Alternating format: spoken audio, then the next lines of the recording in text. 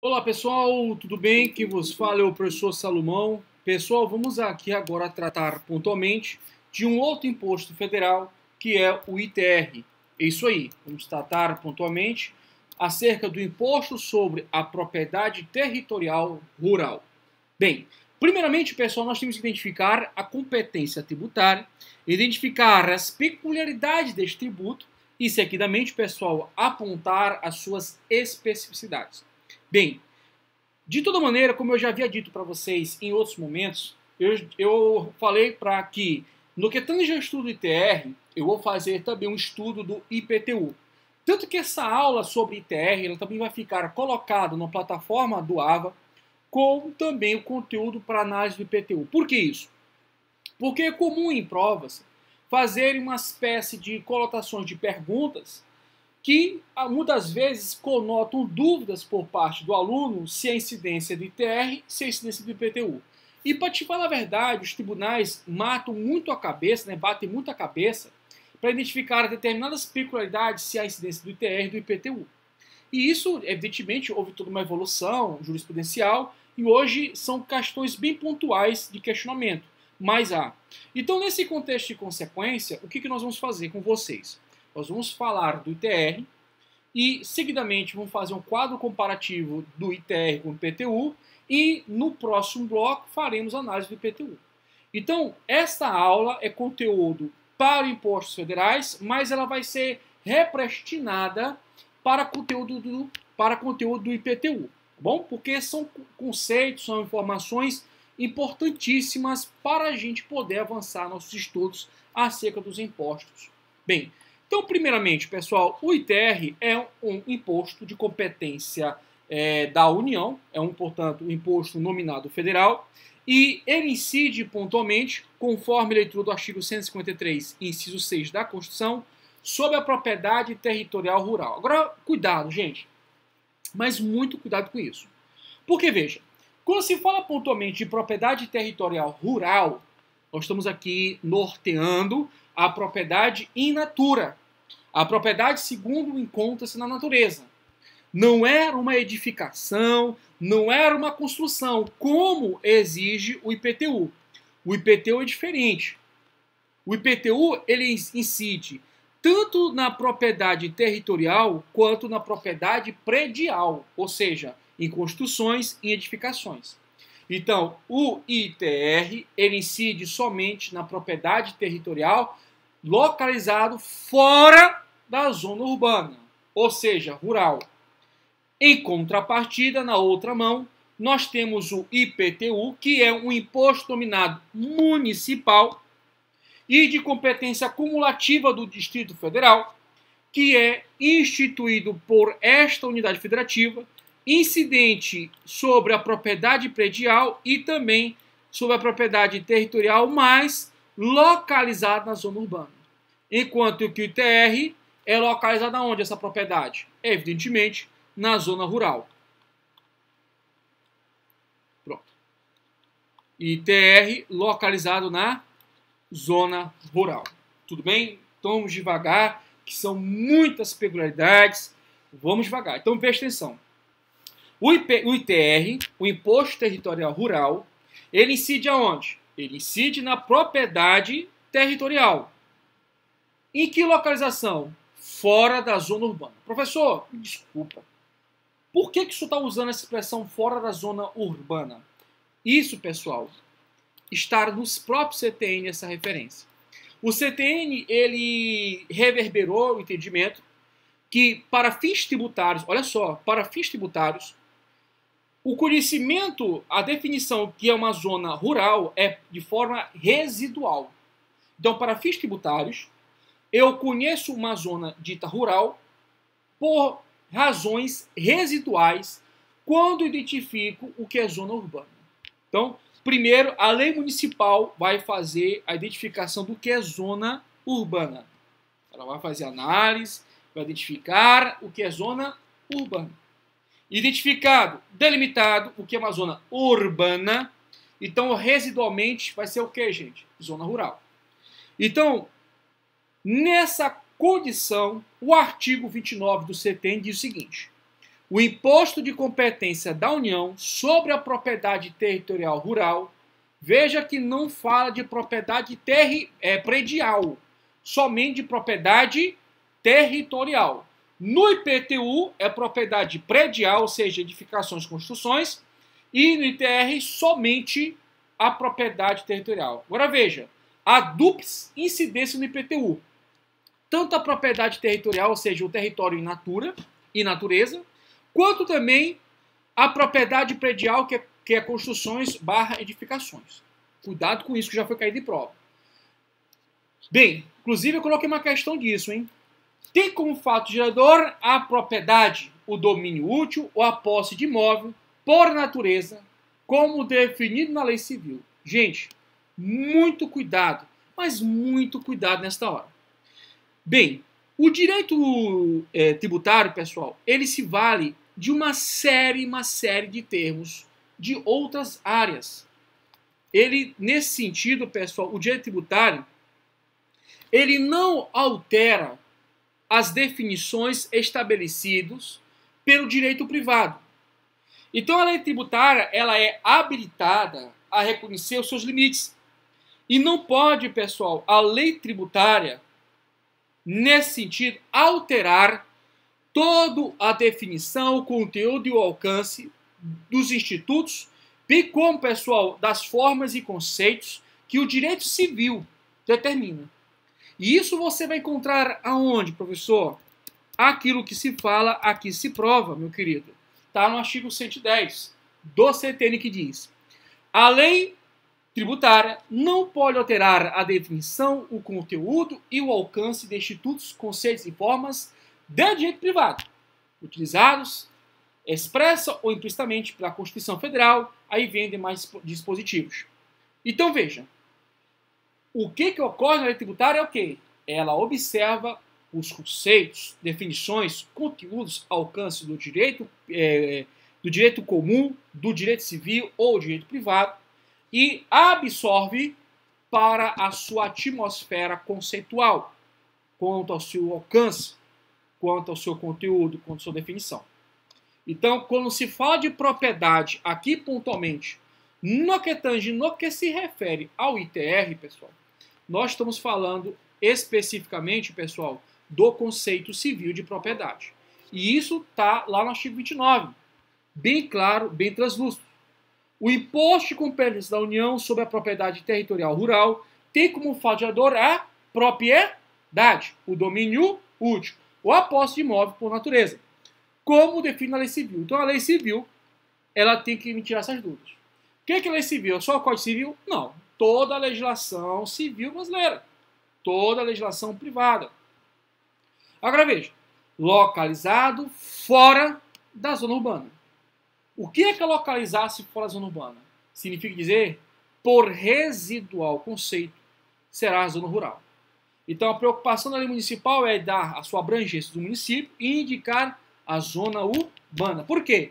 Porque a zona urbana indicada incide a esfera de competência tributária por parte de quem? Por parte do município.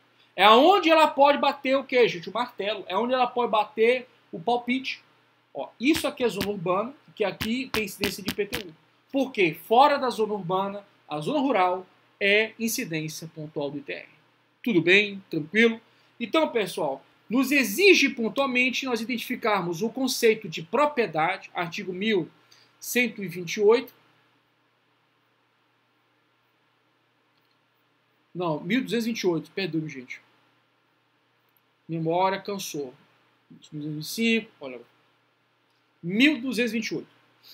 E no artigo 1228, pessoal, nós temos o seguinte conceito. O que é propriedade? Primeiro, o Código Civil, ele não fala o que é a propriedade, mas ele fala das atribuições do proprietário. É a mesma parâmetro que for o empresário. De vez do Código Civil conceituar empresa, conceituou empresário.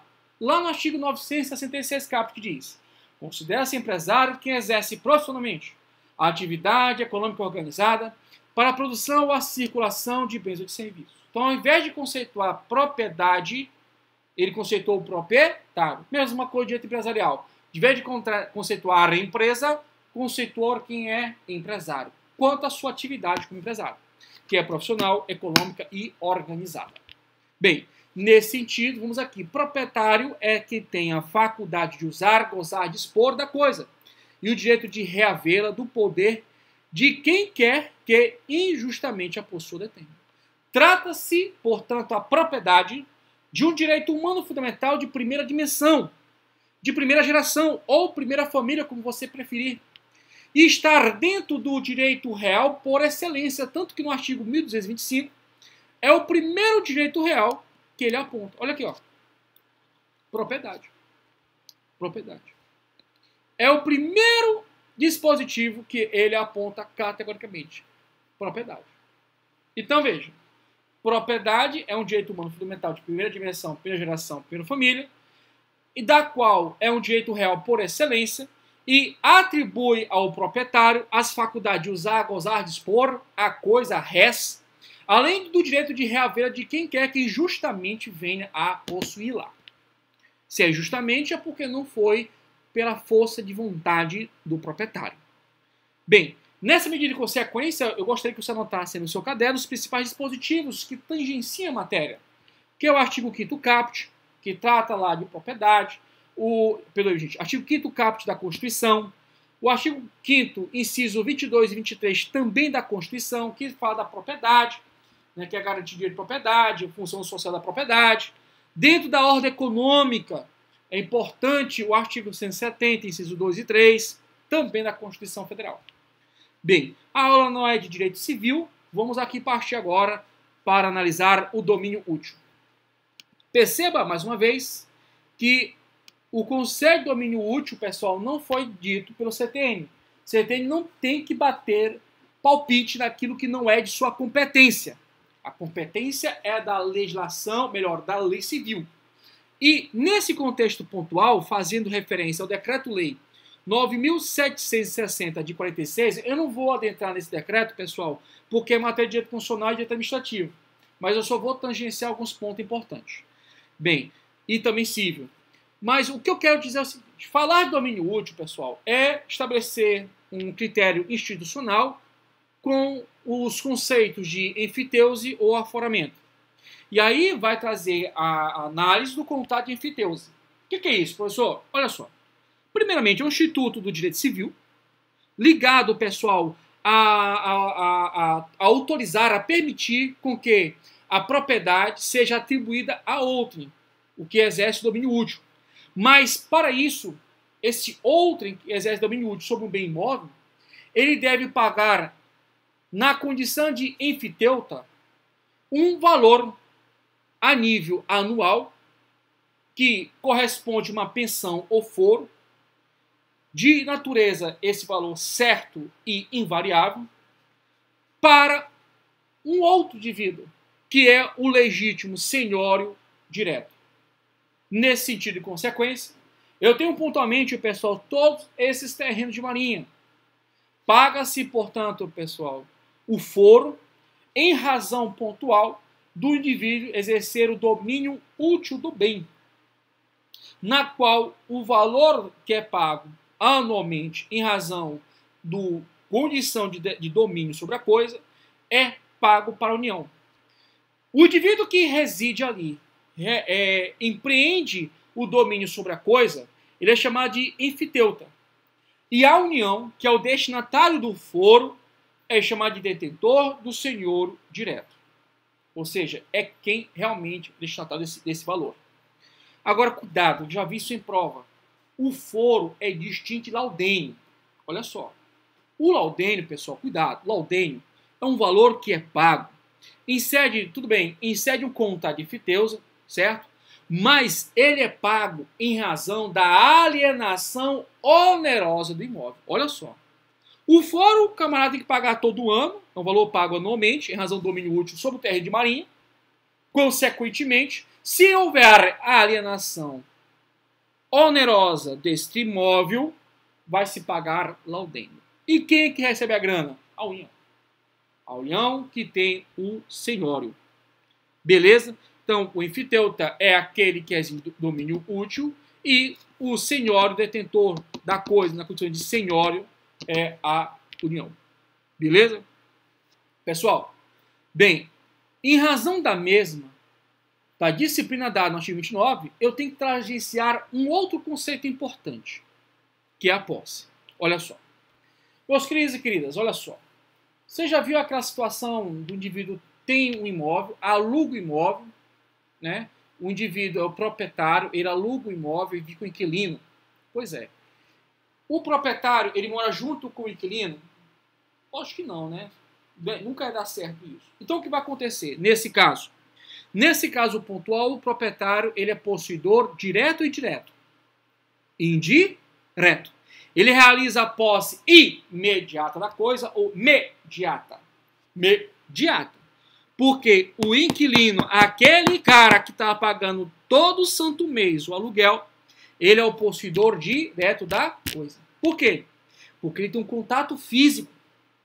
Ele exerce de fato, de forma plena ou não, algum dos poderes inerentes à propriedade. Ele é proprietário? Não, senão, se ele exercesse, portanto, de forma isolada a propriedade dos poderes, seria proprietário. Mas não, existe alguém. Alguém que o proprietário tem que reconhece que tenha a posse sobre bem, cuidado que não é detenção. Posse está no artigo 1196 do Código Civil. Detenção no artigo 1198. Cuidado com isso, poxa. Presta atenção. Então, o possuidor, ele exerce, de fato, o exercício sobre a coisa. Gente. Mas ele o faz com alguns ou parcela desses poderes inerentes à propriedade. E o faz de forma plena ou não. Bem, para não ficar muito teórica, vamos aqui a buscar informações diretas no artigo 1196 do Código Civil. Código Civil brasileiro. Vamos lá. O artigo 1196 diz o seguinte: considera-se o possuidor todo aquele que tem de fato o exercício pleno ou não de algum dos poderes inerentes à propriedade. O proprietário, nesse caso de locação, ele continua sendo o possuidor mais indireto. E o inquilino, possuidor direto. Qual é a contrapartida? Pagamento de aluguel. Pagamento de aluguel. Beleza? Tranquilo? Agora, pessoal, não vai confundir arroz com feijão, por favor, aqui. Olha só. Nós temos que diferenciar, nesse sentido, posse de detenção. Meus queridos e queridas, já ouviu falar do caseiro? O caseiro não é aquele camarada que é pago, assina a carteira dele, tem que assinar. Assina direitinho e tal, ele recebe mensalmente como empregado. Pois é, tu acha que esse empregado ele é possuidor da coisa? Lógico que não. Porque posse e detenção são institutos distintos. Não é só por causa da topografia, não. Tá aqui, ó. Tá? 1198. Não é por isso, não. Mas por umas peculiaridades importantes. A primeira delas, pessoal, é que o detentor, ele realiza a detenção mediante o cumprimento de ordem ou instrução emanada do possuidor. Ele sempre tem uma relação de dependência. Uma relação de dependência perante o possuidor. Porque o possuidor é aquele que legitimamente usufrui da coisa na condição tal determinada no artigo 1196. Enquanto que o detentor, ele realiza a detenção. Realiza o cumprimento de ordem ou instruções emanadas do possuidor, sem que ali desencadeie, pessoal, algum direito de propriedade ou alguma parcela do direito de propriedade. Nesse sentido pontual, vamos ler só o caput do artigo 1198, porque senão eu vou estar dando uma aula de civil para vocês. Falando nisso, dias reais, eu vou gravar uma videoaula, pessoal, lá por meio do semestre. Esse semestre 2020.2, irei começar a voltar às gravações de matérias, conteúdos de civil, tá? Bem, nesse sentido pontual, vamos aqui, artigo 1198, que diz: considera-se detentor aquele que, achando-se em relação de dependência para com o outro, conserva a posse de um deste em cumprimento de ordens ou instruções suas. Ele conserva a posse, mas ele não usufrui plenamente da posse, porque a posse não é dele, a posse é de outrem.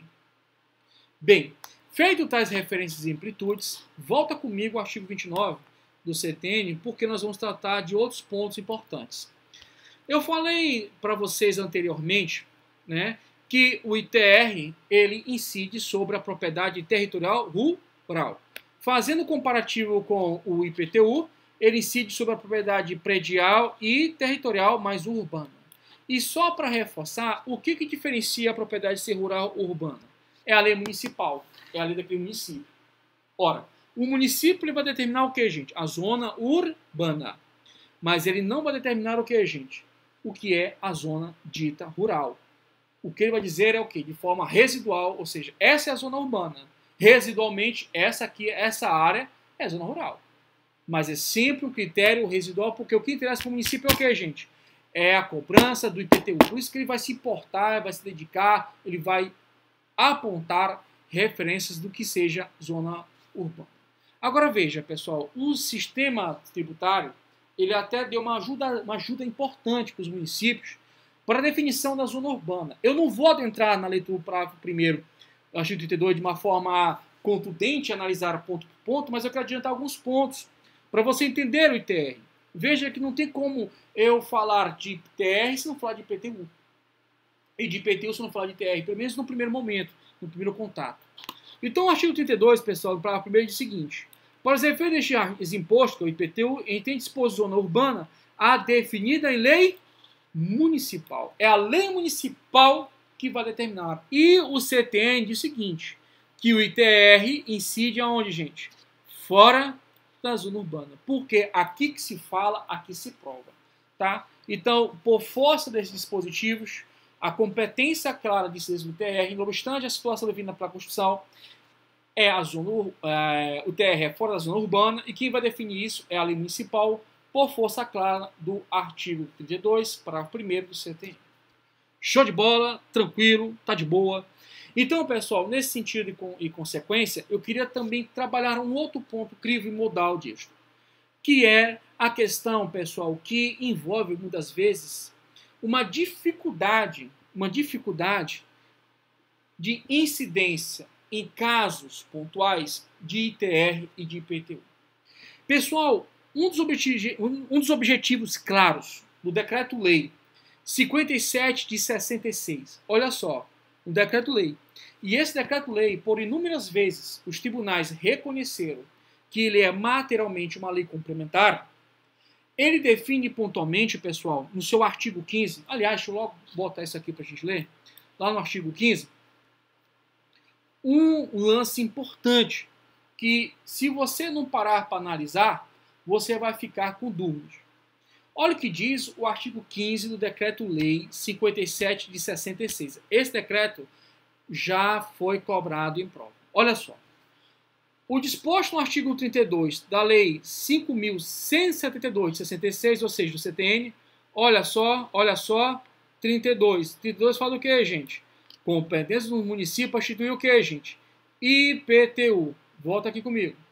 Tudo aqui é feito uma coisa ligada à outra. Então, voltando, Decreto-Lei, olha só, Decreto-Lei 57 de 1966, no seu artigo 15, diz o seguinte: o disposto no artigo 32, ou seja, acerca do fato gerador do IPTU, não abrange o que, meu querido? O imóvel de que comprovadamente seja utilizado em exploração extrativa vegetal, agrícola, pecuária ou agroindustrial, e incidindo assim sobre o mesmo o ITR e demais tributos com o mesmo cobrados. Olha que lance show de bola.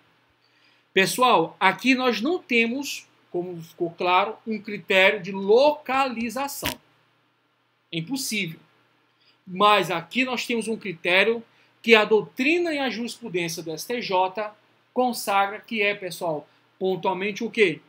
O destinação econômica. Esse critério de destinação econômica, pessoal, ele já foi apontado, olha só, em sede de recurso repetitivo, o ano é de 2009 e traz a seguinte conotação, pessoal, conotação aqui.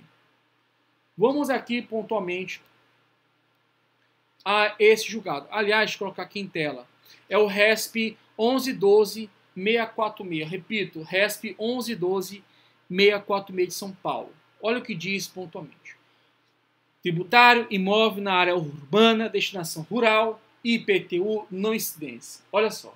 Não incide IPTU mais ITR sobre imóvel localizado na área urbana do município, desde que é comprovadamente utilizado em exploração extrativa vegetal, agrícola, pecuária ou agroindustrial. Esse dispositivo, pessoal, ele é importante, né? Essa informação da STJ é importante, porque aqui é o seguinte, o critério mãe, critério importante para a identificação da incidência do ITR ou do IPTU é qual? Identificar qual é o imóvel estando nas áreas urbanas ou nas áreas fora das áreas urbanas, que é por residualmente chamado de zona rural. Isso que deve ser trabalhado. Aonde eu identifico isso? Na lei municipal, como determinou o CTN. A lei municipal que vai dizer se a área é urbana ou é área rural. Sabem que a área rural é um critério residual, dito pela lei municipal. Nessa medida seara de conhecimento, nós temos que, mesmo havendo a localização de um imóvel na zona urbana, pelo critério econômico definido de exploração extrativa, vegetal, agrícola, pecuária ou agroindustrial, nós teremos que incidência, pessoal? Teremos incidência de qual tributo? ITR. Então, não incide IPTU mais ITR sobre imóvel localizado na zona urbana do município, desde que é comprovadamente utilizado em exploração extrativa, vegetal, agrícola, pecuária ou agroindustrial. Gente, isso aqui é show de bola. E lá no material de vocês, deixa eu... não estou com o material aqui, mas salvo engano eu botei 8 julgados nesse sentido. Vários julgados. Vários decisões do STJ nesse sentido.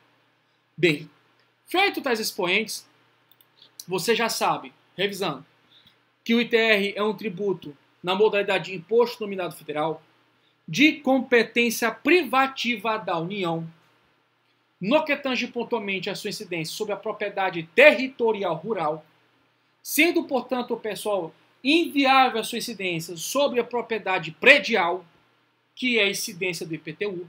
É um tributo que depende de forma adstrita para a sua ocorrência a identificação da propriedade, do domínio útil, tudo isso reverberado no CTN, no seu artigo 29. Seguidamente, temos que identificar se a zona ela é urbana ou fora da zona urbana. Se for fora da zona urbana, é incidência de ITR.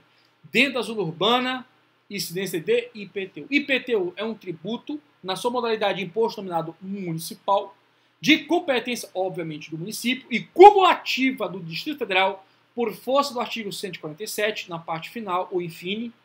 Sequencialmente, ele incide sobre a propriedade predial e territorial. Propriedade territorial é a propriedade in natura, ou conforme o estado da natureza em si. Significa dizer aquela propriedade que nasce por si só na natureza. Isso leva à incidência do ITR.